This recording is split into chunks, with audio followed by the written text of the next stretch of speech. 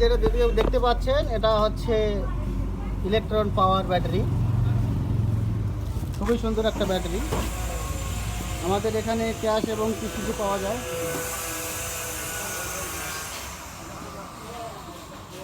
আমাদের এখানে fridge, AC, inverter battery, টোটোর ব্যাটারি, এই যে টোটোর ব্যাটারি দেখতে পাচ্ছেন, ক্যাশ এবং কিস্তিতে নিতে পারবেন। তো আমাদের ঠিকানা হচ্ছে ঘোকসারডাঙ্গা, হায়রত চৌপতি, জেলা হচ্ছে কোচবিহার। দোকানের নাম হচ্ছে কমন সার্ভিস সেন্টার।